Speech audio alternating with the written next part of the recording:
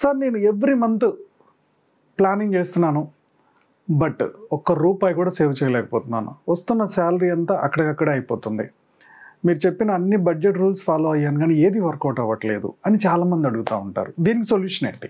Zero based budget అనే ఒక కాన్సెప్ట్ను try చేయండి. మీకు ఫస్ట్ శాలరీ ఎంత వస్తుందో చూడండి. ఒక 25,000 శాలరీ వస్తుంది, ఎక్స్ట్రా పార్ట్ టైం ఏదో చేస్తున్నారు, ఇంకో 5,000, మొత్తం 30,000. ఈ 30,000ని ముందు ఒక బడ్జెట్లో రాయండి. రెంట్ 6,000, ఓకే, గ్రాసరీస్ 4,000, అలాగే మీకు ట్రాన్స్పోర్ట్ ఒక 2,000, ఇలా మొత్తం బడ్జెట్ మొత్తం తీయండి. ఈ బడ్జెట్లో మీ insurance, at the same time మీరు నెల నెల ఎస్ఐపి చేయాలనుకుంటున్నారు కదా, ఆ అమౌంట్ మీకు మిగిలితే చేద్దాం అనుకున్నారు ఇన్ని రోజులు, అలా కాదు, ఎస్ఐపికి కూడా 3,000 రాశారు లేదా 3,500 రాశారు. Term insurance, me health insurance, at the same time me SIP, ఇవన్నీ కూడా మీ బడ్జెట్లో రాసేశారు. రాసిన తర్వాత ఎన్వలప్ తీసుకోండి. ఈ 30,000ని దేనికి ఎంత అనుకున్నారో ఆ ఎన్వలప్ కార్డ్స్లో పెట్టేయండి. ఆ కార్డ్స్ మీద పేరు రాయండి.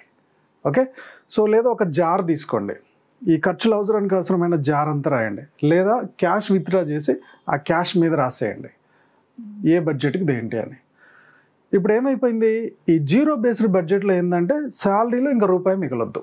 మొత్తం మీ ఎమర్జెన్సీ ఫండ్, అత్యవసరాలకి, మీ ఎంటర్టైన్మెంట్కి, ఒకవేళ బయటికి వెళ్ళి తినాలనుకుని సినిమాలు చూడాలనుకున్న దానికి ఒక బడ్జెట్ తీశారు, ఇంటి ఖర్చులకు తీశారు, పిల్లల ఫీజులు తీశారు, అన్నీ తీసేయండి. దాంట్లో ఇన్వెస్ట్మెంట్, ఇన్సూరెన్స్ కూడా యాడ్ చేసేయండి. అన్నీ కలిపి ఒక ప్లాన్ ప్రకారం చేశారు.